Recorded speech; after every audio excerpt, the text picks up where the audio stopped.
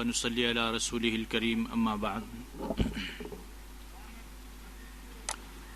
أعوذ بالله من الشيطان الرجيم بسم الله الرحمن الرحيم يسألونك عن الأهلة قل هي مواقيت للناس والحج وقال النبي صلى الله عليه وسلم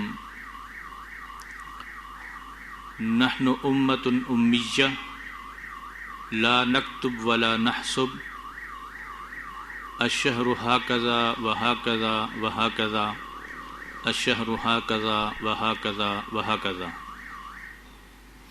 او كما قال عليه الصلاة والسلام۔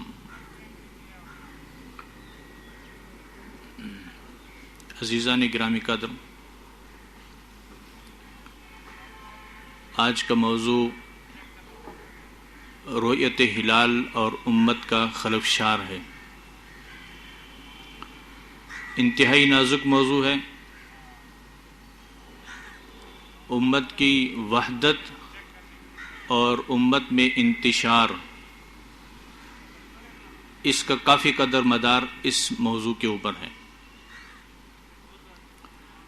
میں اس موضوع پر چند باتیں آپ حضرات کے سامنے رکھوں گا۔ سب سے پہلی بات یہ کہ اسلام ایک عالمگیر مذہب ہے۔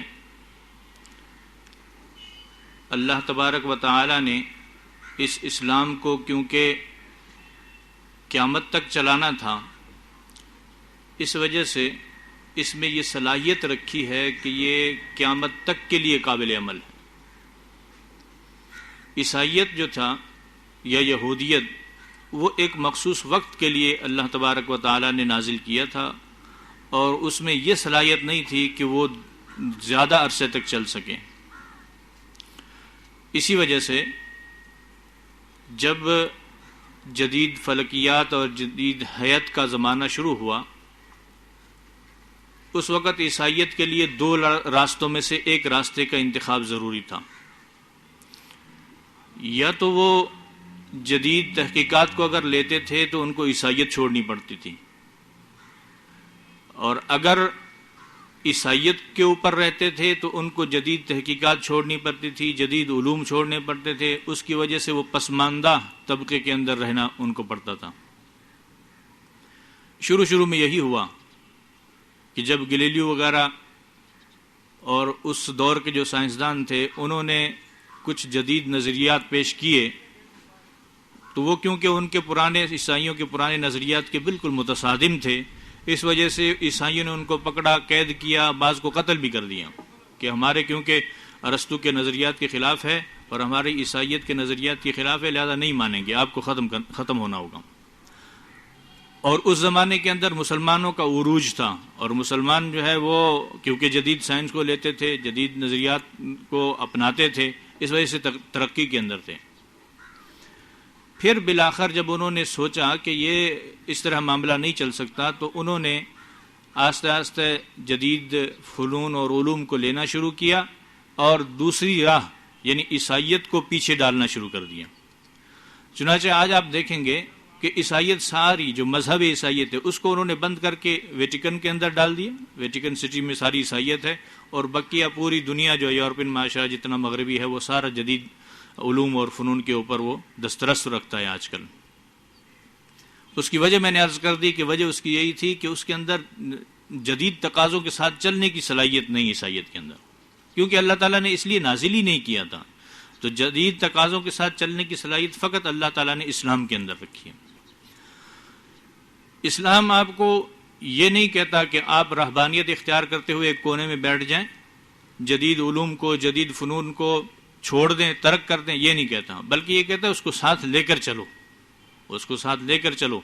ہاں البتہ جتنا آپ کے اندر وسعت اور طاقت ہے اسی کی قدر چلو۔ چنانچہ اسلام میں اسی وجہ سے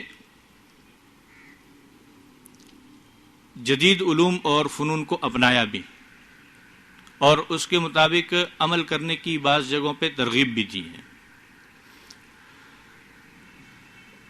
آج کل جب ہم اس موضوع کو چھیڑتے ہیں، رؤیت ہلال کے موضوع کو، تو سب سے پہلے ہم احادیث کی طرف جب رجوع کرتے ہیں اور آثار صحابہ کی طرف رجوع کرتے ہیں تو ہمیں کچھ باتیں ملتی ہیں جس سے یہ مسئلہ بالکل واضح ہو جاتا ہے۔ لوگوں نے اس کو پیچیدہ مسئلہ بنایا ہوا ہے، لیکن فی الحقیقت اسلام یسر کے اوپر مبنی ہے، عسر کے اوپر نہیں، آسانی کے اوپر مبنی ہے، تنگی کے اوپر نہیں۔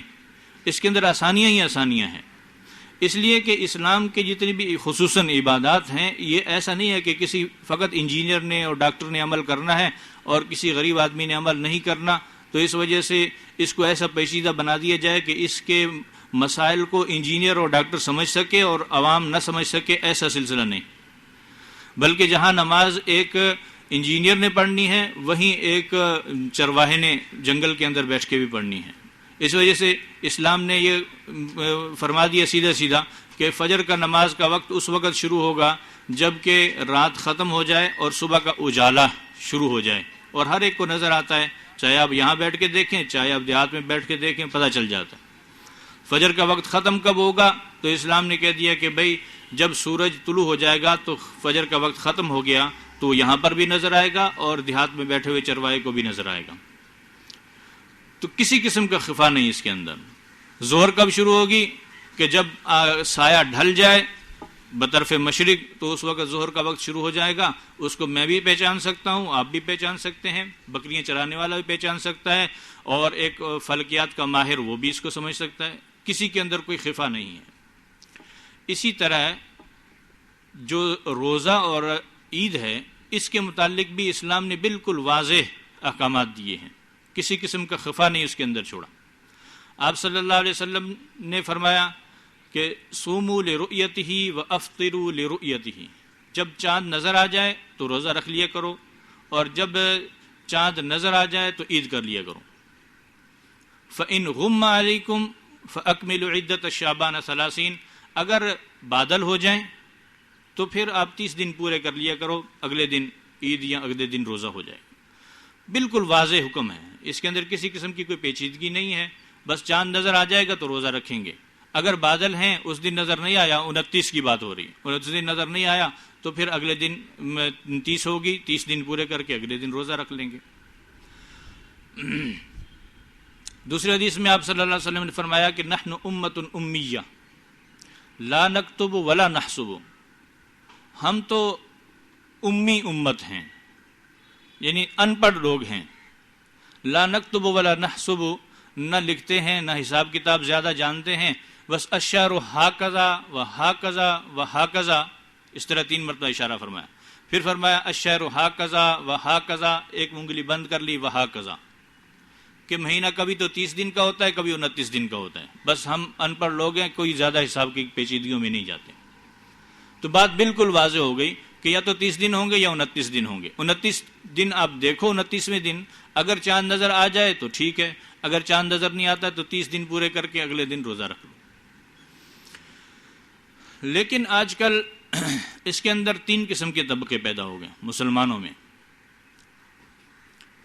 بعض لوگوں نے تو یہ نظریہ اپنا لیا کہ صوموا لرؤیتہ، کہ جب چاند نظر آئے گا تو روزہ رکھیں گے، وافطروا لرؤیتہ، جب چاند نظر آئے گا تو ہم عید منائیں گے، لہٰذا جب تک چاند نظر نہیں آئے گا تو روزہ رکھا ہی نہیں جا سکتا۔ اور مطلب اس کا یہ سمجھ لیا کہ جب تک ہم چاند نہیں دیکھیں گے تو روزہ نہیں رکھیں گے۔ حالانکہ حدیث کا مطلب یہ نہیں تھا کہ جب آپ چاند نہیں دیکھیں گے تو روزہ نہیں رکھیں گے، بلکہ مطلب یہ تھا کہ کہیں کسی کو بھی نظر آ جائے۔ اس کی دلیل یہ ہے کہ آپ صلی اللہ علیہ وسلم کے پاس ایک شخص تشریف لائے اور آ کے کہنے لگے کہ یا رسول اللہ میں نے چاند دیکھا ہے۔ تو آپ نے اس کو فرمایا کہ آپ شہادت دیتے ہو کہ اللہ تعالیٰ ایک ہیں؟ اس نے کہا کہ ہاں اللہ تعالیٰ ایک ہیں، وحدہ لا شریک لہ ہے۔ پھر فرمایا کہ آپ اس بات کی گواہی دیتے ہو کہ محمد اللہ تعالیٰ کے رسول ہیں؟ اس نے کہا کہ ہاں میں اس کی گواہی دیتا ہوں۔ پھر حضرت بلال رضی اللہ تعالیٰ عنہ کو بلایا اور فرمایا کہ لوگوں میں اعلان کر دو کہ کل روزہ ہوگا۔ بس اتنی سی بات۔ اسی سے فقہا نے یہ قاعدہ اور ضابطہ وضع کیا ہوا ہے کہ چاند نظر آنے کی جو گواہی ہوگی اس کے قبول کرنے کی جو صورتیں ہیں وہ دو ہیں، یا تو اس دن بادل ہوں گے یا بادل نہیں ہوں گے۔ اگر بادل ہوں گے تو پھر رمضان کے لیے، رمضان کے چاند کے ثبوت کے لیے ایک ثقہ آدمی، ایک جو کہ نیک شریف آدمی ہو، وہ اگر گواہی دے دے کہ میں نے چاند دیکھ لیا ہے تو بس چاند ہو جائے گا، اگلے دن روزہ ہوگا۔ اور اگر عید کا موقع ہے تو عید کے موقع پر اگر بادل ہیں تو اس وقت دو آدمیوں کا ہونا ضروری ہے کم از کم، یا تو دو مرد ہوں یا ایک عورت اور دو مرد، ایک مرد اور دو عورتیں ہوں۔ انہوں نے اگر گواہی دے دی کہ ہم نے چاند دیکھا ہے تو اگلے دن عید ہو جائے گی۔ اور اگر بادل نہیں ہیں، بالکل مطلب صاف ہے، تو پھر ایک اور دو کی بات نہیں چلے گی، پھر تو جمع غفیر ہونا چاہیے۔ جمع غفیر کا مطلب یہ ہوتا ہے کہ اتنے لوگ ہوں، اتنے لوگ ہوں، اتنے لوگ ہوں کہ ہر آدمی کو یقین ہو جائے کہ چاند ہے، اس لیے کہ آسمان جب بالکل صاف ہے تو چاند تو اوپر ہوتا ہے، نیچے زمین میں تو نہیں ہے کہ ایک کو نظر آیا اور دوسرے کو نظر نہیں آ رہا۔ تو اگر ایک کو نظر آیا ہے تو دوسروں کو بھی نظر آنا چاہیے تھا اگر واقعتاً چاند ہے، اور اگر ایک کو نظر آیا اور بقیہ کو نظر نہیں آ رہا تو اس کا مطلب ہے کہ چاند نہیں ہے، اس کی کوئی نظر کا دھوکہ ہے۔ چنانچہ ایسے واقعات ملتے بھی ہیں۔ دو تین واقعات اس قسم کے ہیں کہ یاس ابن معاویہ ایک بہت انتہائی فطین اور ذہین قسم کے شخص گزرے ہیں، تابعی تھے، وہ قاضی بھی تھے، فیصلے بھی کیے کرتے تھے۔ اس زمانے میں حضرت انس رضی اللہ تعالیٰ عنہ آخری عمر میں تھے، بڑھاپے میں تھے، صحابی رسول تھے۔ تو یاس ابن معاویہ کے سامنے لوگ سارے چاند دیکھ رہے تھے، اس وقت رواج تھا کہ چاند دیکھنے کا، تو لوگ چاند دیکھ رہے تھے۔ حضرت انس رضی اللہ تعالیٰ نے فرمایا کہ میں چاند دیکھ رہا ہوں، وہ سامنے چاند ہے۔ تو لوگوں نے دیکھا تو نظر نہیں آ رہا تھا۔ تو یاس ابن معاویہ نے جب حضرت انس رضی اللہ تعالیٰ عنہ کی طرف دیکھا تو دیکھا کہ ان کی یہ بھووں کا بال جو تھا ایک یہ ایسے گول ہو کے اس کی آنکھ کے سامنے آیا ہوا، تو انہوں نے بال کو ایسے اکھاڑ دیا اور فرمایا کہ اب بتاؤ چاند ہے؟ انہوں نے دیکھا کہا کہ نہیں، اب نہیں ہے۔ تو فرمایا کہ یہ آپ کا بال تھا سامنے آیا ہوا جس کو آپ چاند سمجھ رہے ہیں۔ تو دھوکہ لگ جاتا ہے۔ حضرت عمر رضی اللہ تعالیٰ عنہ کے زمانے میں بھی ایک مرتبہ اسی قسم کا واقعہ نقل کیا، قاضی شریح کے زمانے میں بھی ایک واقعہ اسی قسم کا حضرات نے نقل کیا۔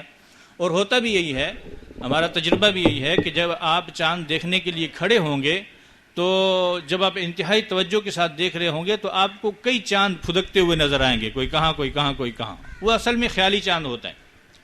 اس کو اگر کسی آدمی نے بس ایک مرتبہ ذہن میں تصویر بنا لی اور اس کو کہہ دیا کہ مجھے نظر آ گیا، پھر دوبارہ کہتا ہے نظر نہیں آ رہا، تو کبھی کہتا ہے نظر آ رہا ہے، تو اس کا مطلب کہ چاند نہیں ہے۔ اگر آسمان صاف ہے تو سب کو نظر آنا چاہیے اور واضح چاند ہونا چاہیے۔ اس لیے ضابطہ شرعی یہی ہے کہ اگر بادل نہیں ہے تو پھر جمع غفیر ہونا چاہیے۔ فقہاء نے لکھا ہے کہ اس وقت بڑا شہر بلخ کہلاتا تھا، فرمایا کہ 500 آدمی بھی اگر بلخ میں گواہی دیں تو وہ بھی کم سمجھے جائیں گے۔ 500 آدمی اگر گواہی دے رہے ہیں بلخ کے اندر، بلخ کراچی جتنا ہوگا، کراچی سے چھوٹا ہی ہوگا، لیکن فرمایا کہ 500 آدمی اگر جہاں گواہی دیتے ہیں تو وہ بھی کم سمجھے جائیں گے بلخ جیسے شہر میں۔ تو جمع غفیر کا مطلب کہ بہت زیادہ مجمع ہونا چاہیے، حتیٰ کہ قاضی صاحب کا دل مطمئن ہو جائے کہ واقعتاً چاند ہے۔ جو فیصلہ کرنے والا ہے اس کا دل مطمئن ہو جائے کہ واقعتاً چاند ہے، تو پھر وہ چاند کا فیصلہ کیا جائے گا، ورنہ نہیں۔ تو یہ شرعی ضابطہ فقہاء کرام نے وضع کیا ہے کہ اگر بادل ہیں تو پھر رمضان کے لیے ایک شخص ثقہ عادل، اور عید کے لیے ایک مرد اور دو عورتیں، یا پھر دونوں مرد ہوں تو ان کی گواہی قابل قبول ہوگی۔ اور اگر بالکل آسمان صاف ہے، حالت صحو اس کو کہتے ہیں، آسمان صاف ہے، تو پھر جمع غفیر ہونا چاہیے، ایک دو آدمی کی بات وہاں نہیں چلے گی۔ اور حنفیہ کا ضابطہ بھی یہی ہے، فقہ حنفی کے اندر اسی کے اوپر عمل کیا جاتا ہے۔ چنانچہ وہ جو رویت ہلال کمیٹی جب پاکستان کی بنی تھی، پہلے شروع میں تو 72 تک تو کوئی نظام نہیں تھا رویت ہلال کا، اس کے بعد جب رویت ہلال کمیٹی بنی تو علماء نے وہاں ایک ضابطہ بنا کے دیا ہوا ان کو کہ یہ ضابطہ ہے، اس ضابطے کے مطابق آپ نے عمل کرنا ہے۔ تو اس کے اندر یہ بات بھی لکھی ہوئی ہے کہ اگر حالت صحو ہوگی تو جمع غفیر، اور اگر رمضان کا چاند ہے اور حالت صحو نہیں ہے، بادل ہیں، تو ایک شخص کی گواہی قبول کر لی جائے گی، اور اگر غیر رمضان یعنی کہ عید الفطر کا چاند ہے تو پھر 2 شخصوں کی گواہی، یا پھر جس کو نصاب شہادت کہتے ہیں، وہ پورا ہونا چاہیے۔ اس کے بعد دوسری بات یہ کہ بعض لوگوں نے یہ سمجھ لیا کہ اس کو آنکھوں سے دیکھنا ضروری ہے، کہ یہ چاند جب تک ہم اپنی آنکھوں سے نہیں دیکھیں گے اس وقت تک رمضان یا عید نہیں ہوگی. یہ بات ان کی درست نہیں ہے، اس لیے کہ میں نے آپ حضرات کے سامنے حدیث ذکر کی، آپ صلی اللہ علیہ وسلم نے خود چاند نہیں دیکھا تھا، اور اس آدمی کی بات پر فرمایا کہ ٹھیک ہے آپ اعلان کر دو. تو خود آنکھوں سے دیکھنا ضروری نہیں ہے. اس علاقے میں اگر بادل ہیں تو پھر ایک آدمی نے بھی گواہی دے دی تو رمضان ہو جائے گا، ایک ثقہ آدمی نے، اور اگر بادل نہیں ہے تو پھر جمع غفیر ہونا چاہیے. تو آپ صلی اللہ علیہ وسلم کے فیصلے سے یہ بات ثابت ہوتی ہے. بعض لوگوں نے بالکل اس کے مخالف دوسرا نظریہ اپنایا. انہوں نے یہ سمجھا کہ چاند کو دیکھنا، پھر اس کے لیے گواہیاں لینا، پھر اس کے اوپر فیصلہ کرنا، یہ بہت لمبا جھنجھٹ ہے، لہذا جدید علوم کو استعمال کرتے ہوئے حساب لگا لیا جائے کہ آج چاند نظر آئے گا کہ نہیں آئے گا. اگر چاند نظر آنے کا امکان ہے تو ٹھیک ہے اعلان کر دو، اگر نظر آنے کا امکان نہیں ہے تو اعلان نہیں کرو. امکان سے مراد ان کا یہ ہوتا ہے کہ پیدائش قمر ہو جائے، نیو مون ہو جائے، جس کو نیو مون کہتے ہیں، یعنی زمین، چاند اور سورج ایک خط کے اندر آ جائیں. جب ایک خط میں پہنچ جاتے ہیں تو کہتے ہیں کہ بس یہ نیو مون ہو گیا تو اب اعلان کر دیا جائے، بس بکے جھنجھنوں میں پڑنے کی ضرورت ہی نہیں. اور کچھ لوگوں نے ایک اور ضابطہ وضع کر لیا. وہ ضابطہ یہ ہے کہ بس وہ بھی ایک حساب کے تحت ہی ہے اور وہ بالکل درست بھی ہے، لیکن اس میں حدیث کی کیونکہ مخالفت ہے اس لیے اس کے اوپر وہ قابل عمل نہیں ہے. ان کا کہنا یہ کہ ایک مہینہ 29 کا کر لیا جائے، ایک 30 کا کر لیا جائے، اور 30 سال کا ایک سائیکل بناتے، جو مصر میں فاطمی ایک خلافت فاطمیہ ہوئی تھی، 200-300 سال تک چلی تھی، 12ویں صدی کے قریب. تو اس میں انہوں نے یہ طریقہ اپنایا تھا کہ 30 سال کا ایک سائیکل بنایا تھا. اس 30 سال کے دوران پہلا سال جو ہے وہ 30 کا، دوسرا 29، پہلا مہینہ 30 کا، دوسرا 29 کا، پھر 30 کا، 29 کا، 30 کا، 29 کا، 12 مہینے تک اس طرح چلتے جاؤ. تو 12 مہینے تک جب اس طرح چلیں گے تو پھر 30 سال کے اندر 11 سال ان کے لیپ کے آتے ہیں، جیسے شمسی سال کے اندر لیپ ہوتا ہے، اس طرح 11 سال لیپ کے آئیں گے. تو 11 سال جب لیپ کے آئیں گے تو لیپ والے سال میں آخری جو مہینہ ہے 12واں، اس کو بھی 30 کا کر دیا جائے تو جان چھوٹ جائے گی. تو 30 سالوں میں سے 11 لیپ کے اور 19 غیر لیپ کے. تو یہ جب سلسلہ چلے گا تو اس حساب کے مطابق چاند نظر آیا نہ آئے اس کے ساتھ تعلق نہیں ہے. اس حساب کے مطابق جو ماہرین ہیں وہ یہ کہتے ہیں کہ 2500 سال تک اگر یہ سلسلہ چلتا رہے تو ایک دن کا فرق آئے گا. 2500 سال تک اگر یہ سلسلہ چلتا رہے اسی طرح 29-30 29-30 ایک دن کا فرق آئے گا بس وقت. تو انہوں نے اس کو لے لیا.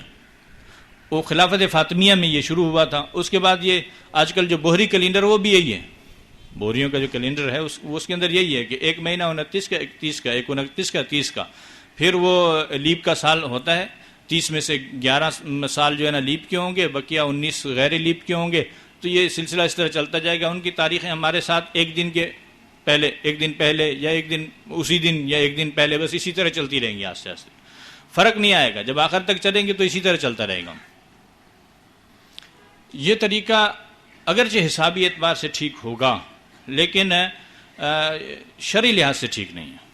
شرعی لحاظ سے اس لیے ٹھیک نہیں ہے کہ آپ صلی اللہ علیہ وسلم نے فرمایا کہ صوموا لرؤیتہ وافطروا لرؤیتہ. صوموا لحسابہ ہی نہیں فرمایا. ایسا نہیں کہ حساب کر لو اور روزہ رکھ لو، حساب کر لو اور کیا نام ہے عید کر لو، ایسا نہیں فرمایا، بلکہ لرؤیتہ کا لفظ استعمال کیا.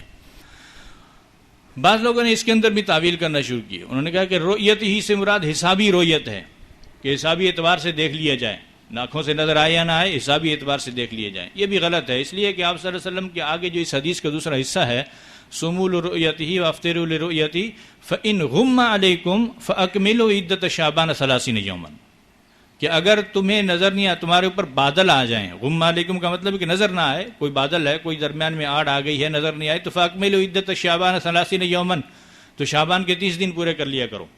تو اس سے بالکل واضح پتہ چلتا ہے کہ حسابی اعتبار سے اگرچہ چاند موجود ہو افق کے اوپر اور وہ قابل رؤیت بھی ہو، لیکن وہ نظر نہیں آیا ہے تو آپ نے اگلے دن روزہ یا عید نہیں کرنی، بلکہ اگلے دن 30 دن پورے کرنے. تو اس سے وہ حسابی رؤیت کا بالکل انکار ہوتا ہے. تو لہذا حسابی رویت نہیں چل سکتی. آنکھوں سے دیکھنا، اپنی ذاتی آنکھوں سے، نیکسٹ آئیز جس کو کہتے ہیں، اس سے دیکھنا یہ ضروری ہے. شریعت نے مدار اس کے اوپر رکھا ہے. اس لیے کہ اگر حساب کتاب کے اوپر مدار رکھ لیں گے تو ہم لوگ تو چلو پتہ چلا لیں گے، یہ جس کے پاس کیلنڈر بنا ہوا ہے وہ تو چلا لے گا، وہ دیہات میں بیٹھا ہوا بدوی کیا کرے گا؟ وہ بکریاں چلانے والا کیسے روزہ رکھے گا؟ وہ تو ایک مصیبت میں پڑ جائے گا. نہ اس کے پاس اتنا خرچہ ہے کہ وہ کیلنڈر خرید سکے، نہ اس کے پاس اپنی عقل ذاتی ہے، نہ وہ حساب جانتا ہے کہ وہ حساب کتاب لگا سکے. تو وہ اس کے لیے تو مشکل پیدا ہو جائے گی. وہ آئے گا کہ دین نے جو ہے نا اتنا مشکل کر دیا ہے، اسلام نے اس کے عبادات کے اوپر عمل کرنا کہ ہم کر ہی نہیں سکتے، لہذا معاف. تو ایسا سلسلہ نہیں ہے، بلکہ اپنی آنکھوں سے دیکھنا. وہ نظر ادھر دیہاتی کو بھی آئے گا چاند، اور ادھر ہمیں بھی نظر آئے گا، تو آسانی سے روزہ ہو جائے گا. تیسرا نظریہ جو کہ شرعی قواعد اور ضوابط کے موافق بھی ہے اور اسی کے اوپر عمل ہونا بھی چاہیے، وہ یہ ہے کہ اصل مدار تو رؤیت بالعین کے اوپر ہو، آنکھوں سے دیکھنے کے اوپر مدار ہو، کہ انہی آنکھوں سے دیکھا جائے. لیکن شہادت کے پرکھنے کے لیے کہ جو لوگ آئے، آج کل فسق زیادہ ہے، فسق اور فجور لوگوں کے اندر زیادہ ہے، چھوٹی چھوٹی باتوں کی وجہ سے. میں اگر یہ کہوں کہ آج کل 100% لوگ جو ہے نا جھوٹ بولتے ہیں، جھوٹ بولنے والے 100%، 100% ہیں. وہ 100 میں سے ایسا نہیں کہہ سکتا کہ ایک آدمی ایسا ہوگا کہ جو نہیں جھوٹ بولتا، اور لاکھوں میں سے ایک ہوگا جو جھوٹ نہ بولتا ہو. تو فسق اور فجور اور کذب یہ لوگوں کے اندر بہت زیادہ شائع ضائع ہے. جب بہت زیادہ شائع ہے اور خصوصاً ظاہری علامات کذب، ظاہری علامات فسق بھی لوگوں کے اوپر بہت ہیں، تو اس وجہ سے ان کی گواہی کو پرکھنے کی ضرورت ہے. شریعت کے اندر باقاعدہ ضابطہ کہ گواہوں کو کس طرح پرکھا جائے، اس کے مستقل ابواب ہیں، کئی صفحات اس کے اوپر لکھی جاتے ہیں. کسی گواہ کو پرکھنے کا کیا کیا طریقہ ہوتا ہے، خود گواہوں کو پرکھنے کا. پھر جن لوگوں نے گواہوں کی تعدیل کی ہے، یہ کہا ہے کہ یہ گواہ شریف آدمی ہے، تو ان لوگوں کو خفیتاً پرکھنے کا، کہ جس نے کہا دیا امام صاحب مسجد کے امام نے دیکھ لیا کہ یہ آدمی جو روزانہ نماز پڑھنے کے لیے آتا ہے، اور یہ کہہ دیا کہ یہ گواہ اچھا آدمی ہے، نمازی پڑھتا ہے، نماز پڑھتا ہے، تو پھر اس امام صاحب کی تعدیل ہوگی خفیہ، کہ یہ امام صاحب نے کسی خاص غرض سے تو نہیں اس کی تعدیل کر دی. تو شرعی جو شہادت کا ضابطہ ہے اس کے اندر گواہوں کی تعدیل کا ایک سلسلہ ہوتا ہے. تو یہ جو تیسرا نظریہ ہے، اس میں یہ ہے کہ مدار تو رؤیت بالعین کے اوپر ہو، لیکن گواہوں کی تعدیل کا طریقہ جو ہے اس کے لیے اس سے فن سے مدد لی جائے، فلکیات کے فن سے مدد لی جائے. کیونکہ اس فلکیات کے فن نے اتنی ترقی کر لی ہے. اس کی ترقی کیا ہے کہ اللہ تعالیٰ نے خود فرمایا ہے کہ کل فی فلک یسبحون، کہ ہر ایک، چاہے وہ سورج ہو، چاند ہو، ستارے ہوں، سیارے ہوں، ہر ایک اپنے ایک مدار میں چل رہا ہے، اس کے خاص دائرہ کار ہے، اس سے ادھر ادھر نہیں ہو سکتے ہیں. ایک ضابطہ نظام اس کے لیے اللہ تعالیٰ نے وضع کیا ہوا ہے. تو اس ضابطے نظام کے تحت لوگوں نے، جو سائنس ہے، یہ نام ہی اس بات کا ہے کہ اللہ تعالیٰ کی جتنی بھی یہ کائنات ہے، اس کے اندر غور و فکر کر کے کہ کس چیز کے اندر کیا طریقہ بنایا گیا ہے، کون سی چیز کس طرح عمل کرتی ہے، اس کو نکالنا، یہی کام ہے سائنس کا. تو سائنس نے ترقی کر کے یہ اندازہ لگایا ہے کہ یہ چاند جو ہے نا کتنے دنوں میں چکر پورا کرتا ہے زمین کے گرد، اور یہ کب کس وقت ہمارے افق کے اندر ہے، کس وقت ہمارے افق کے نیچے ہے. ایسے سافٹ ویئر اور ایسی معلومات، ایسے کلیات بنا لی ہیں ان لوگوں نے کہ ہر وقت لمحہ بہ لمحہ آپ کو چاند کے متعلق معلومات مل سکتی ہے کہ اس وقت چاند یہاں کہاں کس جگہ ہے، نظر نہ آ رہا ہو بے شک، لیکن اس جگہ کس جگہ پہ ہے. سورج کی روشنی ہے، نظر نہیں آ رہا، لیکن ہونا کس جگہ چاہیے، یہ لمحہ لمحہ، ہر لمحہ، ایک ایک سیکنڈ کے اعتبار سے انہوں نے اس کو بالکل باندھا ہوا ہے. یہ بھی اللہ تعالیٰ کی دی ہوئی عقل ہے نا، اس نے اس کو، انسان کو اس حد تک پہنچایا. تو ہر وقت چاند کہاں پر ہوگا اور کس جگہ پر ہوگا، اس کی صورت اور حیت کیا ہوگی، اس کی شکل کس طرح کی ہوگی، یہ بالکل اس فن والوں نے اپنے ہاتھ کے اندر لیا ہوا ہے. تو شہادت کے پرکھنے کے لیے اس فن کو استعمال کیا جا سکتا ہے. پرکھنے کی ضرورت کیوں آئے گی؟ اس لیے پیش آئے گی کہ بسا اوقات یہ ہوتا ہے کہ آدمی کے ذہن میں چاند جو بنا ہوا تھا اسی کو دیکھ کر اس نے کہہ دیا کہ میں نے چاند دیکھا ہے. یہ نہیں کہتا میں کہ وہ جھوٹ بول رہے ہوں گے، اس کو مغالطہ لگ گیا کوئی کسی مغالطے کی وجہ سے اس نے کہہ دیا کہ یہ چاند میں نے دیکھ لیا، جبکہ فنی اعتبار سے یہ پتہ چلتا ہے کہ آج تو سورج کے غروب ہونے سے پہلے چاند غروب ہو گیا۔ جب چاند غروب نیچے ہے، سورج اوپر ہے اور چاند نیچے غروب ہو چکا ہے، تو اس نے دیکھا کیا ہے؟ یا یہ کہہ رہا ہے کہ میں نے چاند دیکھا ہے اور فنی لحاظ سے بھی چاند اس دن تھوڑا اوپر ہونا چاہیے، لیکن اس نے کہا کہ چاند میں نے دیکھا ہے لیکن اس کی نوکیں جو ہے نا اس طرف تھیں، ایسے بنا ہوا تھا، جبکہ فنی لحاظ سے چاند کی نوکیں اس طرح نہیں ہو سکتی، چاند کی نوکیں ایسے ہونی چاہیے تھی یا ایسے ہونی چاہیے تھی۔ تو اس کا مطلب ہے کہ اس نے جو ادھر نوکوں والی چیز دیکھی ہے وہ چاند نہیں تھا۔ بعض اوقات بادل کا ٹکڑا ہوتا ہے، ہلکا سا ٹکڑا ہوتا ہے، اس کے اوپر نظر پڑ جاتی ہے چمک روشنی کی وجہ سے، سورج کی روشنی کی وجہ سے، اس کو چاند سمجھ لیتا ہے۔ کبھی بس اوقات یہ ہوتا ہے کہ ہوائی جہاز دور جا رہا ہوتا ہے تو اس کو دیکھ کر یہ چاند سمجھ لیتا ہے۔ بہت سارے مغالطے ہو سکتے ہیں۔ تو اس کی اس بات کو پرکھنے کے لیے کہ واقعتاً اس نے صحیح چاند ہی دیکھا ہے یا کوئی اور چیز دیکھی ہے، اس کے لیے فنی معلومات جو ہے نا وہ اس کو لیا جائے اور لے کر اس کے مطابق اس کو پرکھا جائے کہ واقعتاً صحیح بات کر رہا ہے یا غلط بات کر رہا ہے۔ بس اس قدر اگر لے لیا جائے کہ ہو تو رویت بالعین مراد، لیکن پرکھنے کے لیے جو ہے اس فن کو استعمال کیا جائے۔ ایسی مثالیں بہت موجود ہیں۔ مثلاً آج کل بھی یہ ہوتا ہے کہ اگر کسی آدمی نے مثلاً قتل کر دیا خدا نخواستہ، اور وہ آیا اس کے اوپر دعویٰ کر دیا کسی نے کس نے قتل کیا ہے، اور وہ کہتا ہے کہ بھئی میں نے قتل نہیں کیا، دو گواہ اچھے نئے سالے موجود ہے کہتے ہیں کس نے قتل کیا ہے، تو کورٹ جو ہے نا، جج جو ہے وہ ڈاکٹری رپورٹ کی طرف جاتا ہے کہ دیکھو یہ جو مقتول ہے، یہ گواہ کہہ رہے ہیں کہ اس نے اس کو گولی کے ساتھ مارا ہے، گولی سے قتل کیا ہے، تو دیکھو کہ یہ مقتول جو ہے یہ گولی سے مرا بھی ہے کہ نہیں؟ ڈاکٹر نے رپورٹ دی کہ نہیں، یہ تو گلا گھونٹ کے مرا ہے، اس کا کسی نے گلا دبایا ہے اور وہ گلے کے دبانے کی وجہ سے مر گیا، یا اس کو مثال کے طور پہ ہارٹ اٹیک ہوا ہے اور اس کی وجہ سے مر گیا ہے، یہ خود بخود مرا ہے۔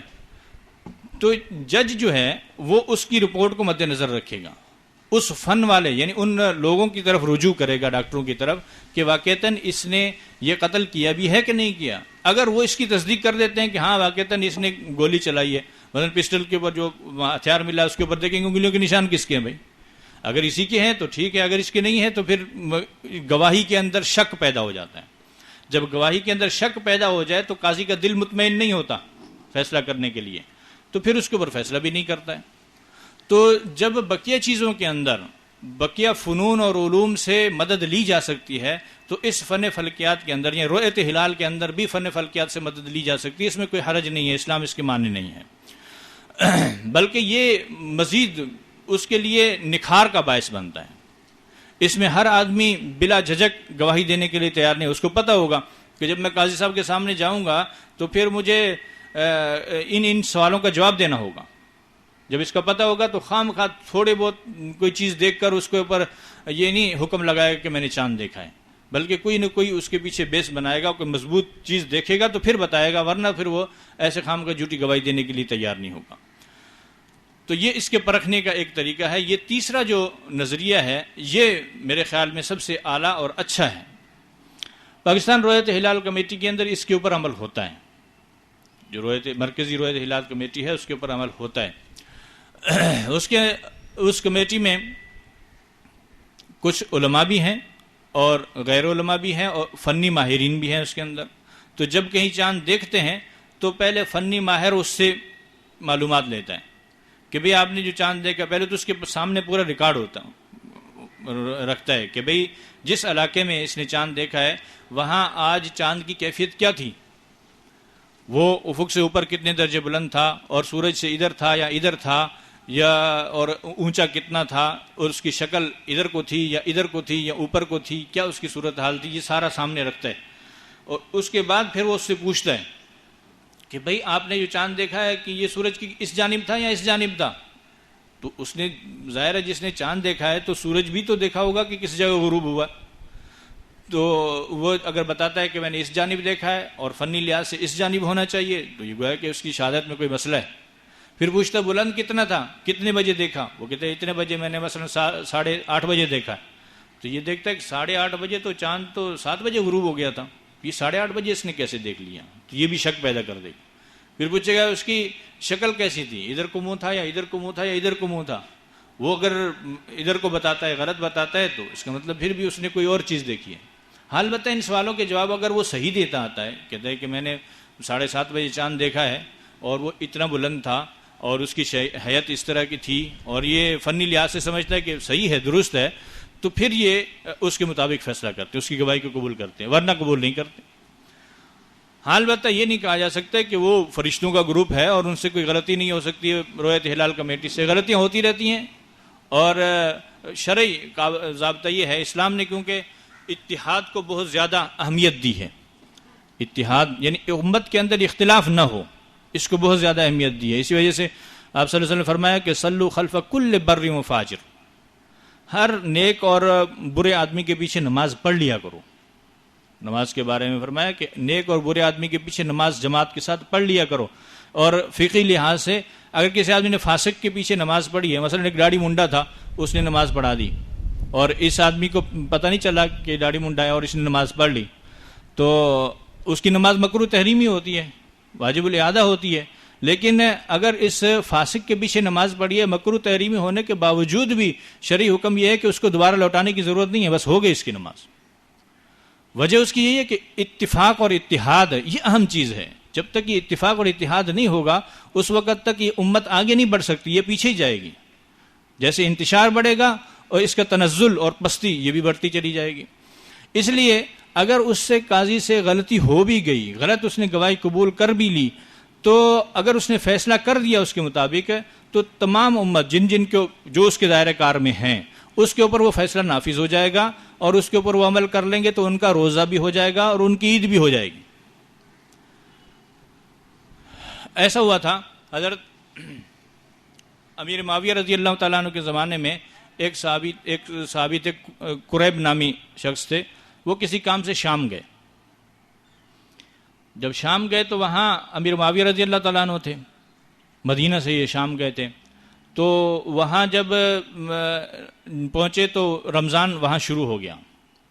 وہاں سے سفر پہ واپس آنا تھا، تو آخری رمضان کے آخری دنوں میں واپس آئے مدینہ منورہ. جب مدینہ منورہ واپس آئے تو حضرت عبداللہ ابن عباس رضی اللہ تعالیٰ عنہ مدینہ منورہ میں تھے. انہوں نے پوچھا کہ بھئی آپ نے کب روزہ رکھا؟ انہوں نے کہا کہ ہم نے تو لیلۃ الجمعہ کو دیکھا تھا، چاند، جمعے کی رات ہم نے چاند دیکھ لیا تھا. تو ابن عباس رضی اللہ تعالیٰ نے فرمایا ہم نے تو جمعے کو نہیں دیکھا، ہم نے تو ہفتے کے دن دیکھا ہے. تو اس نے کہا کہ ہم نے دیکھا تھا، اب خود میں نے دیکھا تھا چاند، اور حضرت امیر معاویہ رضی اللہ تعالیٰ نے روزہ رکھا اور تمام جتنے بھی شام کے لوگ تھے سب نے روزہ بھی رکھا ہے. حضرت عبداللہ بن عباس نے فرمایا کہ کوئی بات نہیں ہے، ہم لوگ بس اپنا 30 دن پورے کریں گے جیسے بھی ہو جائے. اس دن چاند نظر نہیں آ رہا تھا، 29 کا تھا، ان کو وہاں چاند نظر نہیں آ رہا تھا. تو فرمایا کہ ہم تو اپنے 30 دن پورے کریں گے، کیونکہ ہم نے یہاں ایک فیصلہ کیا ہوا ہے، اس کے مطابق ہم یہاں اپنے طور پہ 30 دن پورے کریں گے. وہاں ہوتا رہے ان کے جتنا ہوتا تھا. اس کو لوگوں نے بعض فقہا نے اختلاف مطالعے کا مسئلہ اسی سے نکالا ہے کہ مطلع جب مختلف ہو ایک جگہ کا اور دوسری جگہ کا، تو ہر ایک کا چاند الگ الگ ہو سکتا ہے. اس کے اوپر انہوں نے اسی حدیث کے اوپر اس کی بنیاد ہے. تو ایک مرتبہ قاضی نے فیصلہ کر دیا تو بس وہ نافذ ہو جائے گی. اب اس کی وجہ سے امت کو انتشار میں اور ان کو ایک حرج کے اندر ڈالنا ٹھیک نہیں ہے. اب سب کو کہا جائے، مثلا حضرت عبداللہ بن عباس اگر فیصلہ کرتے کہ بھئی ٹھیک ہے امیر معاویہ رضی اللہ تعالیٰ عنہ والا چاند ٹھیک ہے، تو اس کا مطلب یہ تھا کہ وہاں مدینہ کے لوگ تھے یا آس پاس کے جتنے لوگ تھے جہاں جہاں یہ خبر پہنچی وہ سارے ایک روزہ قضا کریں. یہ پورے سب لوگوں کو، عوام الناس کو اس میں ڈال دینا کہ ایک روزہ مزید قضا کرو، کہتے یہ ٹھیک نہیں. بس جو چل رہا ہے اسی میں چلنے دو اور ہو جائے گا، روزہ بھی ہو جائے گا. آپ صلی اللہ علیہ وسلم کی حدیث بھی ہے کہ جس دن تم روزہ رکھو بس وہ روزے کا دن ہے، جس دن تم عید کرتے ہو بس وہ عید کا دن ہے، جس دن تم نے اضحیٰ یعنی قربانی کی بس وہ قربانی کا دن ہے. بس جب تم نے کر لیا بس وہ ہے. وجہ اس کی یہی ہے کہ اختلاف سے بچو، اختلاف سے بچو. خام خواہ آپس میں لڑائی جھگڑے اور پورا مہینے تک اسی بحث کو چلاتے رہنا کہ بھئی چاند نظر آیا یا نہیں آیا، فلاں نے یہ چاند دیکھا، یہ ٹھیک نہیں. جب ایک شریعت نے گنجائش اس میں رکھی ہے، بعض لوگوں نے یہ ذہن بنا لیا ہے اپنا کہ بھئی پوری دنیا میں مسلمانوں کی عید ایک دن ہونی چاہیے، پوری دنیا میں مسلمانوں کی عید جو ہے نا ایک دن ہونی چاہیے، روزہ بھی ایک ہی دن شروع ہونا چاہیے. اس کا ذہن بنا لیا ہے خام خواہ. اور وہ اس وجہ سے بنایا ہے کہ ہم جب دیکھتے ہیں یہود اور نصارہ اور ان کے جو تہوار ہیں وہ ایک دن ہوتے ہیں، تو ہمارا بھی ایک دن ہونا چاہیے۔ تو شریعت میں یہ مقصودی چیز نہیں ہے کہ ایک دن ہونا چاہیے، کیونکہ شریعت جتنی بھی عبادات ہیں، ہم فجر کی نماز پڑھتے ہیں کسی اور وقت میں، اور حیدرآباد والے کسی اور وقت میں، اور آگے انڈیا میں مسلمان کسی اور وقت میں، آگے چلے جائیں گے بنگلہ دیش میں وہ کسی اور وقت میں۔ تو ہماری فجر کی نماز تدریجاً چلتی رہتی ہے، ظہر کی نماز تدریجاً چلتی رہتی ہے، تمام نمازیں اسی طرح چلتی ہیں۔ تو اسی طرح اگر فطری اختلاف ہے کہ فطرتاً اللہ تعالیٰ نے بنایا ہی اس کو ایسا ہے، اس دنیا کو، کہ اس کے اندر وقت آگے پیچھے ہوتا رہتا ہے، تو اس میں اگر ایک دن آگے پیچھے عید ہوگی تو کوئی حرج نہیں ہے اس میں۔ ہاں البتہ اصل مسئلہ اس میں پیدا جو ہوا ہے وہ خلافت کے سقوط کی وجہ سے ہوا۔ اگر خلافت ہوتی، ایک حاکم ہوتا مسلمانوں کے اوپر، تو خلیفۃ المسلمین جو آرڈر کر دیتا وہ واجب العمل ہوتا۔ آج جو ہے نا وہ لوگ حکمران مختلف ہو گئے اور مختلف اذہان کے عوام ہیں، تو کوئی اس کو فاسق فاجر سمجھ کے حاکم ہی نہیں مانتا سرے سے، کوئی اس کے احکامات کو واجب تعمیل ہی نہیں مانتا، اس وجہ سے انتشار ہو گیا۔ اب کوئی کہتا ہے کہ ہم پاکستان کے حاکم کی بات مانیں، یا سعودیہ کے حاکم کی بات مانیں، یا مصر کے حاکم کی بات مانیں، کس کی بات مانیں، تو انتشار ہو گیا۔ خلافت اگر ایک ہوتی، ایک حکیم خلیفہ ہوتا، تو آرام سے اس کی بات جہاں اس نے حکم کر دیا بس وہ واجب العمل ہو جاتا، تو جان چھوٹ جاتی، ختم ہو جاتا۔ حنفیہ کا اصل مسئلہ یہی ہے کہ اگر مشرق میں چاند نظر آ گیا ہے تو مغرب والوں کے لیے عید کرنا ضروری ہے، اور مشرق میں چاند نظر آئے گا تو مغرب کے اندر جو ہے نا روزہ ہو جائے گا۔ کوئی ضرورت نہیں ہے کہ ادھر والے الگ سے چاند دیکھیں اور ادھر والے الگ سے چاند دیکھیں۔ اور حنفیہ کا اصل مسئلہ یہی ہے کہ اختلاف مطالعے کا کوئی اعتبار نہیں ہے، ایک مرتبہ چاند نظر آ جائے بس، جس نے دیکھ لیا وہ اگر شرعی لحاظ سے صحیح ہے، اس کی گواہی پرکھ لی گئی ہے اور اس نے واقعتاً چاند دیکھا ہے، قاضی نے فیصلہ کر دیا ہے، مسلمان قاضی نے، تو نافذ ہو جائے گا، بس ختم۔ لیکن وہ خلافت کا سقوط ہو گیا، اس وجہ سے انتشار اور اختلاف، اہم سبب اس کا یہ ہے، اختلاف اور انتشار کا سبب یہ ہے۔ اب ہوتا یہ کہ ہر ایک آدمی نے اپنی 2 انچ کی مسجد بنائی ہوئی ہے اپنی حکومت چلانے کے غرض میں، بعض کی اپنی ذاتی انا ہوتی ہے جس وجہ سے اس اختلاف کو کھینچ کے درمیانے لاتے ہیں، بعض سیاسی مقاصد ہوتے ہیں جس کی وجہ سے ایسا ہوتا ہے۔ ایک وجہ تو یہ ہے اس کے اختلاف کی۔ دوسری وجہ اس کی یہ ہے کہ یہ جو فن فلکیات ہیں اس سے ناواقفیت، یہ بھی ایک اہم سبب ہے۔ خصوصاً علماء اگر اس فن سے تھوڑا بہت واقف ہو جائیں، اس فن فلکیات سے، تو یہ مسئلہ خصوصاً پاکستان کے اندر تو حل ہو سکتا ہے آرام سے۔ جو سرحد کی مثلا عوام ہے یا بلوچستان کے بعض علاقوں کی جو عوام ہے وہ علماء کی بہت زیادہ قدر کرتی ہیں، اور بس ہماری شومی قسمت سمجھ لیں کہ وہاں علماء کے اندر اس فن سے کوئی واقفیت نہیں ہے۔ اور شرعی قاعدہ یہ ہے کہ قاضی فیصلے کا حقدار وہ قاضی ہوتا ہے جو اس فن کو، جس چیز کے بارے میں فیصلہ کر رہا ہے اس کو جانتا بھی ہو۔ اگر خود نہیں جانتا تو اس کا معاون ایسا موجود ہو جو اس فن کو جانتا ہو۔ مثلا مرکزی روایت ہلال کمیٹی کی لے لیتے ہیں، اگر مفتی منیب الرحمان اس فن کو نہیں جانتا تو اس کے ساتھ والے جو ممد اور معاون ہیں ان کے لیے جاننا ضروری ہے اس فن کو۔ اگر وہ ساتھ والوں سے مشورہ کیے بغیر اور ان کے مشورے کے بغیر وہ فیصلہ کر دیتا ہے تو وہ شرعی لحاظ سے درست نہیں ہوگا، اس کا فیصلہ کرنا ٹھیک نہیں ہے۔ البتہ جب کر دے گا تو نافذ ہو جائے گا، لیکن اس کے فیصلہ کرنا اس طرح ٹھیک نہیں ہوتا۔ تو اب مسئلہ یہ ہوتا ہے کہ وہاں پر ہر آدمی اپنے علاقے میں بیٹھ کر فیصلہ کرنا شروع کر دیتا ہے، اس کے پاس گواہ آنا شروع ہو جاتے ہیں کہ ایک گواہ آ گیا، دوسرا آ گیا، تیسرا آ گیا، ہر ایک آدمی کہتا ہے میں نے چاند دیکھا ہے۔ اب وہ بزرگ آدمی سادہ ہوتا ہے، کہتے ہیں کہ ایک آدمی ہے، اس نے داڑھی رکھی ہوئی ہے، نماز پڑھتا ہے، امام مسجد اس کو کہتا ہے کہ یہ شریف آدمی ہے، وہ کہہ رہا ہے کہ میں نے چاند دیکھا ہے، اب کیسے میں کہوں کہ یہ جھوٹ بول رہا ہے؟ یہ کیسے جھوٹ بول سکتا ہے کہ یہ 10 آدمی آ گئے میرے پاس اور کہتے ہیں ہم نے چاند دیکھا ہے، ہم کیسے مانے کہ یہ چاند نہیں دیکھ کر آئے؟ جبکہ فنی لحاظ سے وہاں چاند کا کوئی وجود نہیں ہوتا ہے۔ اکثر ایسا ہوتا ہے کہ ہمارے جو جنوبی پاکستان ہے اس کے اندر چاند نظر آنے کے زیادہ امکانات ہوتے ہیں، شمالی کے اندر کم۔ بسا اوقات ہوتا ہے کہ شمالی میں زیادہ امکانات ہوں، لیکن اکثر ایسا ہوتا ہے کہ جنوبی میں زیادہ امکانات ہوتے ہیں۔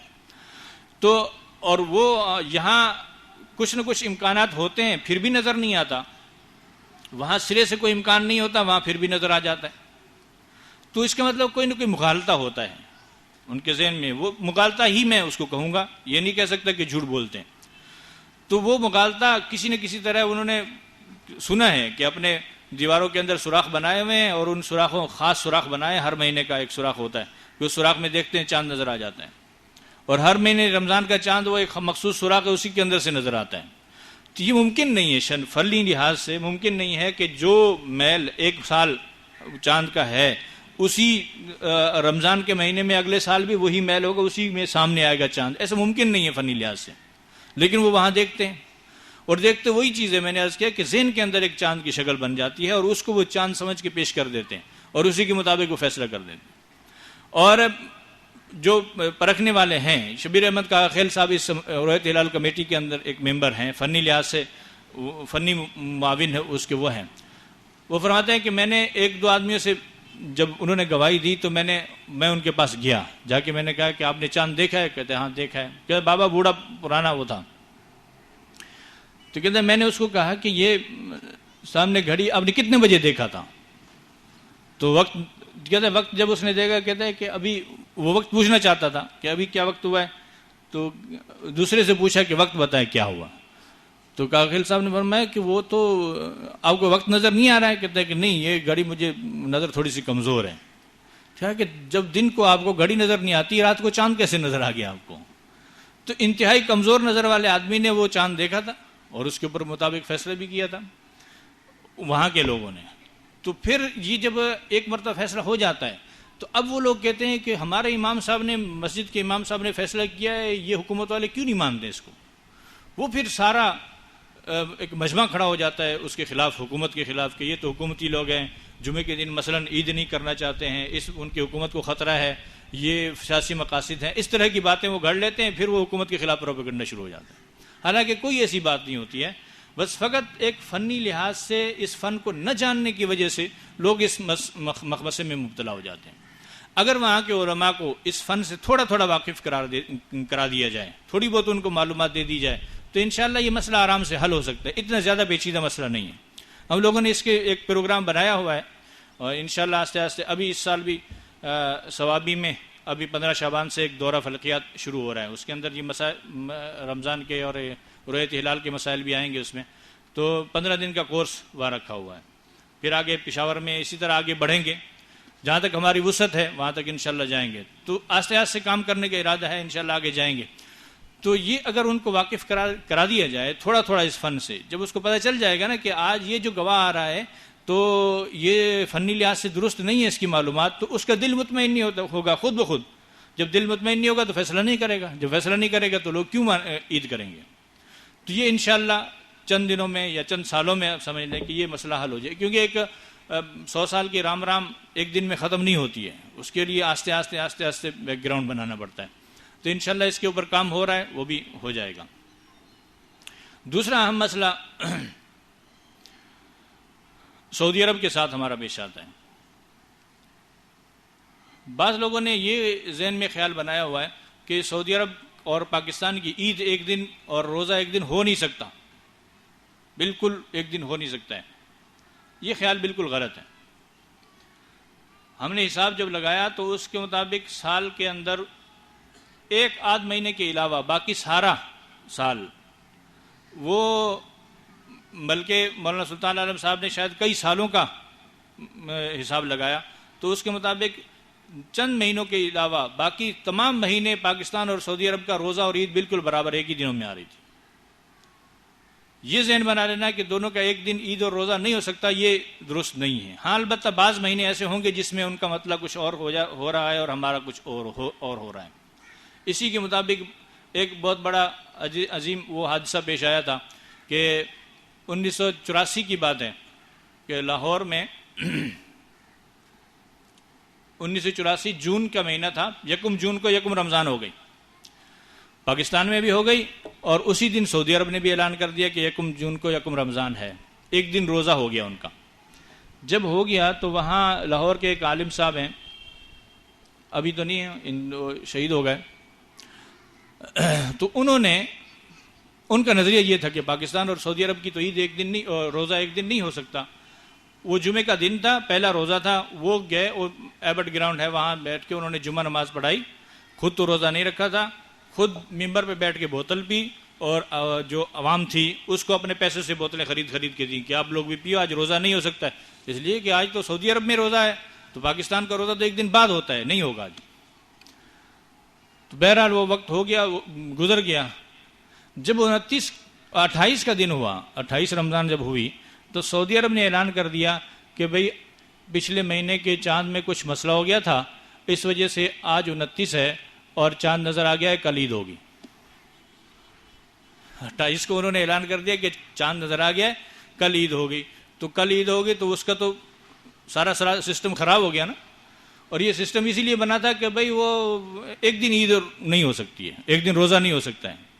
تو یہ نظریہ بنانا ٹھیک نہیں ہے، ایک دن ہوتا ہے، ہاں البتہ کبھی کبھی ایک دن کا فرق ہو سکتا ہے، لیکن 2 دن کا فرق بھی نہیں ہو سکتا، فنی لحاظ سے نہیں ہو سکتا ہے۔ کبھی کبھی ہو جائے، وہ خود کر لیں کوئی کسی غلطی کی وجہ سے، الگ بات ہے، ورنہ فنی لحاظ سے 2 دن کا فرق سعودی عرب میں اور پاکستان میں نہیں ہو سکتا ہے۔ اور لیکن ہوتا یہی ہے کہ ہر سال وہ ایک دن پہلے روزہ رکھتے ہیں اور ایک دن پہلے عید کرتے ہیں، اور اسی طرح حج کا بھی یہی سلسلہ ہوتا ہے۔ سعودی عرب جو ہے وہاں حرمین شریفین ہیں، اور ہماری پوری امت مسلمہ کا وہ ماوا اور مرجع ہے۔ اگر ہم یہ کہیں کہ ان کی عید غلط، ان کا روزہ غلط، ان کا حج غلط، تو یہ پوری امت مسلمہ کے لیے بہت بڑی ضرب ہے، اور کفار کے مقاصد کے اندر ان کو بہت بڑی تقویت ملے گی اس سے۔ اس لیے علماء اکرام جتنے بھی سمجھدار اور ذی عقل ذی شعور علماء ہیں، وہ سب یہی کہتے ہیں، اور فنی شرعی لحاظ سے بھی درست ہے، وہ کہتے ہیں کہ جب قاضی صاحب کا دل مطمئن ہو جائے کسی چیز کے اوپر اور اس نے وہ فیصلہ کر دیا، تو وہ فیصلہ نافذ ہو جائے گا۔ ان کی عید، ان کا روزہ، ان کی قربانی اسی دن ہوگی جس دن انہوں نے کر دی۔ تو لہذا ہم جب جائیں گے تو ہمارا مثلا یہاں ہے ہمارا 8 ذی الحجہ، اور وہاں انہوں نے 9 ذی الحجہ کو حج پڑھنا ہے، تو ٹھیک ہے، ان کی 9 ذی الحجہ ہے تو حج ہو جائے گا۔ ایسا نہیں ہے کہ ہم کہیں کہ رہی ہماری تو 8 ہے تو لہذا حج نہیں ہوگا، ایسا نہیں ہوگا، بلکہ اس دن اس کا حج ہو جائے گا۔ اسی کے اوپر فتویٰ ہے اور اسی کے مطابق عمل کرتے ہیں۔ ہاں البتہ رمضان اور عید کے مسئلے میں، اس میں جس ملک میں آپ رہ رہے ہیں وہاں کی رویت کا اعتبار کریں۔ پاکستان میں آپ رہ رہے ہیں تو آپ پاکستان کی رویت کا اعتبار کریں اور اسی کے مطابق روزہ رکھیں گے، اور اگر اور کسی ملک میں ہے تو اسی ملک کی رویت کا اعتبار کر کے اس میں کریں گے عید۔ ایک مسئلہ اختلاف مطالع کا ہے، علماء اس کو ذکر بھی کرتے ہیں۔ میں نے پہلے بھی عرض کر دیا کہ حنفیہ کے یہاں اختلاف مطالع کا کوئی اعتبار نہیں ہے، ایک جگہ چاند نظر آ جائے تو پوری دنیا کے اندر روزہ عید ہو جاتی ہے۔ لیکن بعض علماء کا خیال یہ شافعیہ کے ہاں یہ ہے کہ اختلاف مطالع کا اعتبار ہوگا، کہ ہر ملک کا اپنا اپنا مطلع ہوگا۔ پاکستان کے اندر اگر چاند نظر آتا ہے تو عید ہوگی، روزہ ہوگا، اور اگر چاند نظر نہیں آتا بلکہ سعودی عرب میں نظر آ گیا تو سعودی عرب والوں کی ہوگی، یہاں کے نہیں ہوگی۔ اختلاف مطالع کا اعتبار کرتے ہیں۔ اس کے اندر ہمارے جو اکابر تھے انہوں نے جب رویت ہلال کے متعلق یہ سارا نظام بنا کے پاکستان کو دیا تو اس میں اس بات پہ اتفاق ہوا۔ حضرت مولانا محمد یوسف بنوری رحمہ اللہ تعالی، حضرت مولانا مفتی محمد شفیع صاحب رحمہ اللہ، حضرت مفتی رشید احمد لدھیانوی صاحب رحمہ اللہ، یہ بڑے حضرات اس میں تھے۔ انہوں نے جب یہ نظام بنایا تو اس میں یہ بات طے ہوگی کہ ایک مملکت کے اندر اختلاف مطالع کا اعتبار نہیں ہوگا۔ ایک مملکت سے ہٹ کر دوسرے ملک میں چلے جائیں تو پھر اس کا اپنا مطلب سمجھا جائے گا۔ مثلا انڈیا کے اندر اگر چاند نظر آتا ہے تو پاکستان اس کے مطابق عید اور روزہ نہیں کرے گا۔ سعودی عرب میں چاند نظر آتا ہے تو اس کے مطابق پاکستان عید اور روزہ نہیں کرے گا، بلکہ پاکستان کے اندر اگر چاند نظر آئے تو پاکستان کے پورے ملک کے لیے واجب العمل ہوگا اور یہ عید اور روزہ کریں گے۔ پھر پاکستان کے اندر جو 4 صوبے ہیں اس میں کوئی اختلاف مطالع کا اعتبار نہیں ہوگا۔ اس میں یہ ہوگا کہ اگر پاکستان میں کراچی میں چاند نظر آ گیا تو وہ پشاور تک اور آگے تک گلگت تک سارے روزہ رکھیں گے، اور اگر وہاں گلگت میں چاند نظر آ گیا یا پشاور میں چاند نظر آ گیا تو یہاں والے لوگ سارے روزہ رکھیں گے، بشرطے کہ وہ شرعی شہادت کے مطابق اس نے چاند دیکھا ہو۔ اس کے مطابق عمل ہے اور اسی کے مطابق شریعت اسی کی اجازت دیتی ہے، اس سے ہٹ کر کسی چیز کی اجازت نہیں دیتی شرع۔ اس میں اختلاف اور انتشار کا وجہ ہو سکتی ہے۔ ہاں البتہ کوئی ایسا سلسلہ بن جائے کہ پوری دنیا کا نظام ایک ہو جائے، خصوصاً اس رؤیت ہلال کے مسئلے کے متعلق پوری دنیا کے ممالک اور بادشاہ اور یہ حکمران مل کر کوئی ایک نظام بنا لیں کہ بھئی پوری دنیا میں جہاں جہاں چاند نظر آنے کا امکان ہے وہاں لوگوں کو بٹھا دیا جائے اور دیکھ کر پوری دنیا میں اطلاع کر دیں اور ایک دن عید اور چاند ہو جائے، تو یہ ممکن ہے، فقہ حنفی کے لحاظ سے ممکن ہے اور اس پہ عمل ہو سکتا ہے، لیکن اس کا قریب میں کوئی امکان فی الحال نہیں ہے کہ ایسا سلسلہ ایسا سسٹم بن سکے گا۔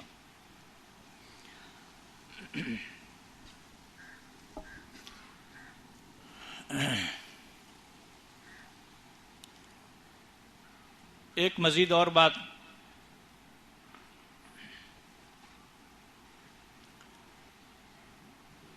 کہ پاکستان میں جتنے بھی دینی مدارس ہیں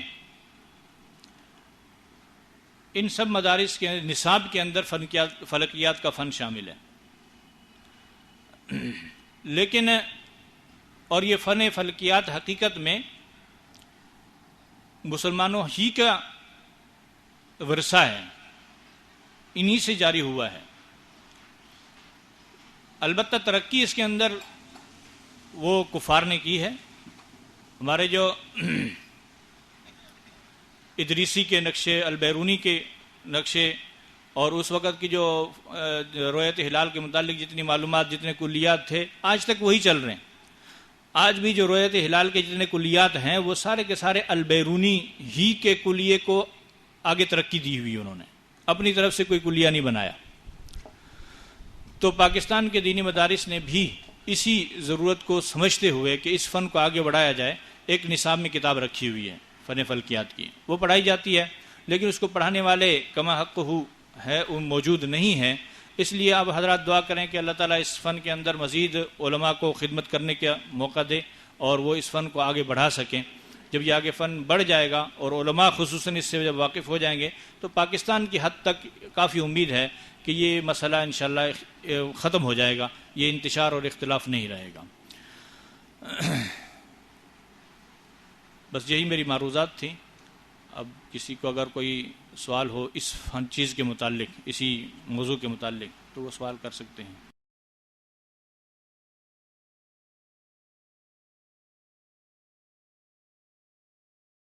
ہمارے ساتھی جن کو چاہیے ہو ان کو ہی دیں، سب کو نہ دیں لال گل۔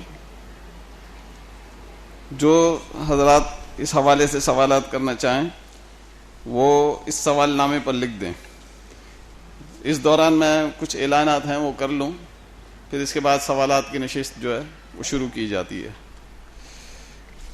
رؤیت ہلال کے مسئلے کے حوالے سے مولانا سلطان عالم کا ایک تحقیقی رسالہ یہاں باہر اسٹال پر دستیاب ہیں، جن حضرات کی دلچسپی ہو وہ یہ رسالہ لے لیں۔ مولانا سلطان عالم صاحب کا میں تعارف کرواتا چلوں کہ اس وقت پورے پاکستان بھر میں وہ رؤیت ہلال کے حوالے سے سب سے بڑی اتھارٹی ہیں۔ اگرچہ لوگ ان کے نام سے زیادہ واقف نہیں ہیں، لیکن علمی اعتبار سے چاہے وہ شریعہ کا نقطۂ نگاہ ہو یا ایسٹرونومی کا نقطۂ نگاہ ہو، دونوں پر وہ اتھارٹی کا درجہ رکھتے ہیں۔ انہوں نے یہ جو تحقیقی رسالہ لکھا ہے اس کو بالکل آسان بنا کر پیش کیا ہے اور ہمارے جیسے لوگ بھی اس کو بآسانی سمجھ سکتے ہیں۔ دوسرا اہم اعلان یہ ہے کہ اگلا ماہانہ درس قرآن رمضان المبارک میں آ رہا ہے۔ رمضان المبارک میں ہر سال ہم اس کا دن اور جو وقت چینج کرتے ہیں۔ 20ویں شب کو ختم قرآن یا تراویح میں ختم قرآن جو ہوتا ہے اس موقع پر یہ درس قرآن کیا جاتا ہے، تو انشاءاللہ تعالی اس رمضان المبارک میں بھی یہ درس قرآن 20ویں شب کو، رمضان المبارک کی 20ویں شب کو بعد نماز تراویح منعقد ہوگا، اور جو مہینے کے دوسرے اتوار کو جو ہوتا ہے وہ رمضان المبارک میں نہیں ہوگا۔ ایک اور اہم اعلان سن لیں کہ القرآن کورسز کے زیر اہتمام اسکولز، کالجز اور یونیورسٹیز کی طالبات میں دینی شعور بیدار کرنے کے لیے جو 2 ماہی سمر کلاسز شروع ہوئی ہیں وہ جاری و ساری ہیں، اور ابھی بھی جو طالبات اسکولز اور کالجز سے متعلق جو طالبات ہیں وہ ایڈمیشن ہمارے کسی بھی سینٹر میں لینا چاہیں تو اندر سے جو لیڈیز کا جو پورشن ہے یہاں سے معلومات لے کر وہ ایڈمیشن لے سکتی ہیں.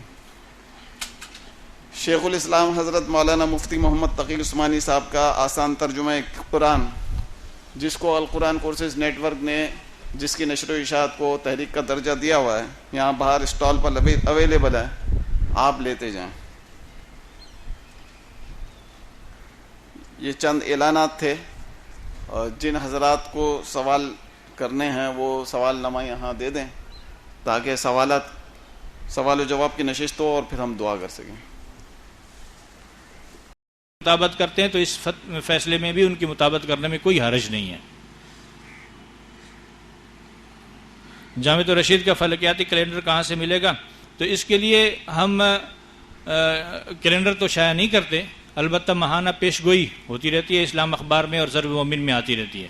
اگر کسی کو ضرورت ہو تو ہم یعنی قمری کیلنڈر کہ کون سی تاریخ کو ممکنہ پہلی ہوگی وہ ہم دے سکتے ہیں، اس کے لیے رابطہ کیا جا سکتا ہے. بھائی الطاف موتی صاحب سے نمبر لے کر مولانا سلطان عالم صاحب سے رابطہ کیا جا سکتا ہے. فلکیات کی رصدگاہ ہم جامعہ میں کہتے جا کے دیکھ سکتے ہیں یا نہیں دیکھ سکتے؟ تو فلکیات کی رصدگاہ جو ہے نا وہ ابھی تک مکمل تیار نہیں ہے. چیزیں تو ہم نے لائی ہوئی ہیں لیکن اس کے لیے وہ جو جگہ بنانی ہے وہ ابھی تک اس کی جگہ مل نہیں رہی. ہمارا آپس میں یہ اختلاف ہے کہ کراچی کا مطلع جو ہے نا وہ ٹھیک نہیں ہے. سارے آپ شام کو دیکھیں گے سارا بادل ہی بادل پورے کراچی کے اوپر چھائے ہوتے ہیں، تو یہاں مشاہدہ بہت مشکل ہے.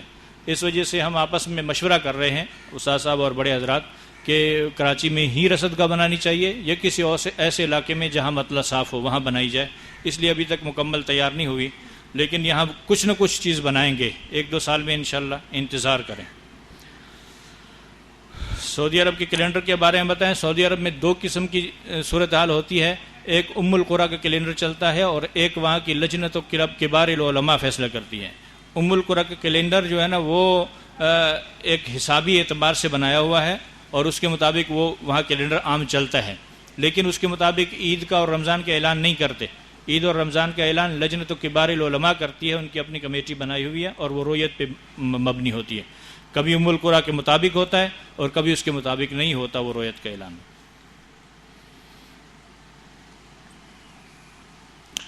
کہ کسی غیر مسلم کو رویت ہلال کا چیئرمین بنانا جا سکتا ہے یا نہیں جا سکتا؟ تو غیر مسلم قاضی جو ہے نا اس کا فیصلہ نافذ نہیں ہوگا. مسلمان قاضی ضروری ہے کیونکہ اس کی حیثیت قاضی کی ہے، قاضی کی، اور قاضی جو ہے نا مسلمان ہونا ضروری ہے، اسی کا فیصلہ نافذ ہوگا، غیر مسلم نہیں. لیکن جس کی طرف آپ کا اشارہ ہے وہ مسلمان ہیں.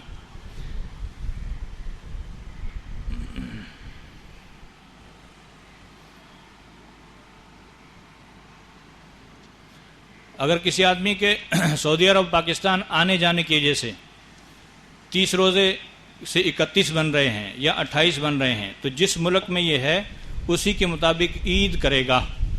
اگر اس کے روزے 28 ہو رہے ہیں تو بعد میں ایک روزہ قضا کر لے گا، اگر 31 ہو رہے ہیں تو 31 ہی رکھے گا.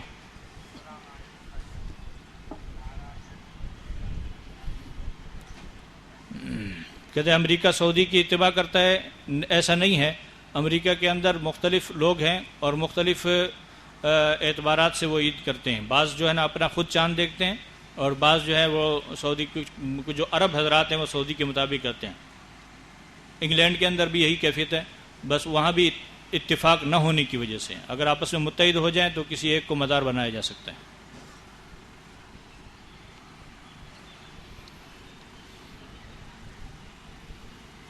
دوربین کے بارے میں کہتا ہے کہ اس کے ذریعے سے چاند دیکھنے کا کیا حکم ہے؟ تو اس کے لیے گزارش یہ ہے کہ ہمارے جتنے بھی اکابر ہیں انہوں نے یہی لکھا ہے کہ دوربین کی رویت معتبر ہوگی. حضرت والا رحمہ اللہ کی باتوں سے بھی یہی ثابت ہوتا ہے کہ دوربین کی رویت معتبر، اور دوسرے حضرات نے بھی یہی لکھا ہے. لیکن اس میں کچھ تحفظات ہیں. وہ تحفظات یہ ہیں کہ پہلے جب دوربین تھی تو وہ فقط اتنا کام کرتی تھی کہ کسی موجود چیز کو واضح کر کے دکھا دیتی تھی. چاند موجود ہے اس کو واضح کر کے صاف کر کے دکھائے. آج کل اتنے زیادہ ترقی ہو گئی ہے اس میں کہ وہ CCD کیمرے کے ذریعے سے وہ لوگ دن کے 12 بجے عین نیو مون کے وقت، جب نیو مون ہو رہا ہو اس وقت اس چاند کی کچھ نہ کچھ کوس بن جاتی ہے جو بالکل لکیر بال کی طرح ہوتی ہے. اس کو یہ آگے فلٹر لگا کے دیکھ لیتے ہیں، اور اس کا دکھایا بھی ان لوگوں جن نے یہ بنائی ہوئی ہے، تو اس نے دکھایا بھی اور دوسرے لوگ جا کر دیکھ کر بھی آئے کہ دن کے 12 بجے وہ چاند دکھاتے ہیں۔ تو اس میں اگر اعتبار کیا جائے تو اس کی کس طاقت کا اعتبار کیا جائے، اس کی تعیین ابھی تک ضروری ہے کہ ہم ایسا نہیں کر سکتے کہ ہر قسم کی دوربین کی اجازت دے دیں۔ عام جو دوربین ہے اس کے مطابق دیکھ لیا کسی نے تو وہ اس کا چاند زیادہ اعتماد والا ہوتا ہے، اس لیے کہ دوربین چاند الٹا دکھاتی۔ اگر کوئی آدمی گواہی دے گا نا تو وہ اس سے ہم پوچھیں گے کہ چاند آپ نے کس چیز سے دیکھا، آنکھوں سے یا دوربین سے؟ تو وہ کہے گا دوربین سے دیکھا۔ پھر پوچھیں گے اس کی نوکیں کس طرف تھیں، تو اگر وہ اس طرف نوکیں بتا رہا ہے یا اس طرف نوکیں بتا رہا ہے تو یہ درست نہیں ہوگا، اس لیے کہ اس نے دوربین نے چاند الٹا دکھانا ہے۔ تو وہ اگر ادھر بتا رہا ہے تو پھر ہم سمجھیں گے واقعی اس نے چاند ہی دیکھا ہے، اس لیے کہ نوکیں الٹی بتا رہا ہے تو اس کے مطابق ہوگا۔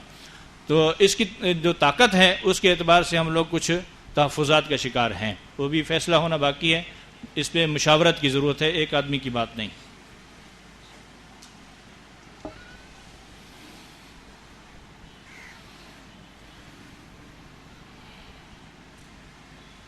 کہتے ہیں کہ یہ ایک طبقہ یہ کہتے ہیں کہ شہادت کا نظام جو ہے نا پرانے زمانے کے لیے تھا، اور موجودہ زمانے میں سائنسی لحاظ سے چاند کی عمر دیکھ کر فیصلہ کر دینا چاہیے۔ تو میں نے عرض کیا کہ یہ حدیث کے صراحتاً خلاف ہے، وَصُومُوا لِرُؤْيَتِهِ وَافْطِرُوا لِرُؤْيَتِهِ ہے، اور پھر آگے یہ بھی ہے کہ فَإِنْ غُمَّ عَلَيْكُمْ فَأَكْمِلُوا عِدَّةَ شعبان 30 یوماً، تو اس میں صراحت ہے کہ ایسا نہیں ہو سکتا ہے کہ آپ حساب کے اعتبار سے ہوں۔ اگر حساب کے اعتبار سے اجازت ہوتی تو اس میں وہ آپ یہ فرماتے ہیں اگر فَإِنْ غُمَّ عَلَيْكُمْ تو فَحَاسِبُوا، پھر حساب کر لو، ایسا نہیں ہے۔ تو اس کا مطلب یہ کہ اس کا اعتبار نہیں کیا جائے گا، شریعت کے صریح خلاف ہوگا۔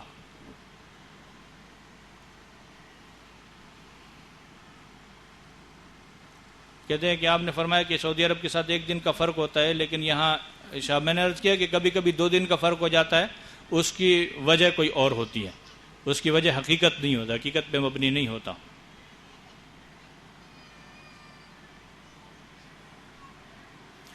کہتے ہیں کہ اس شعبان میں عموماً میری عادت کے مطابق چاند کو پہلے سے 14-15 تاریخ تک دیکھ کر مطالعہ کرتا رہتا ہوں۔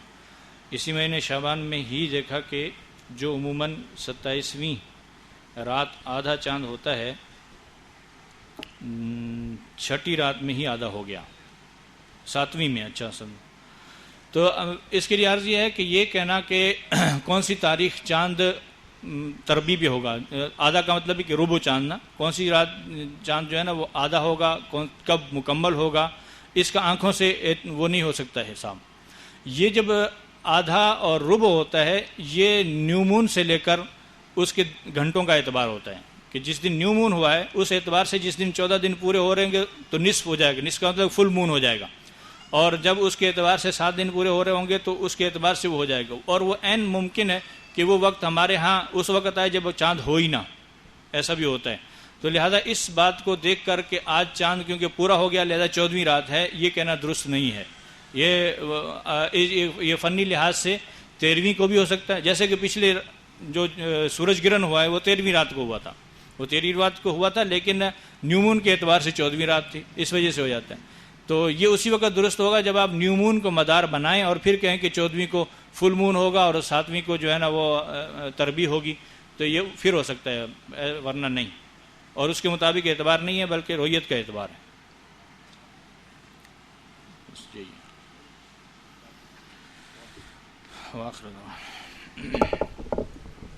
بسم اللہ الرحمن الرحیم، الحمد للہ رب العالمین،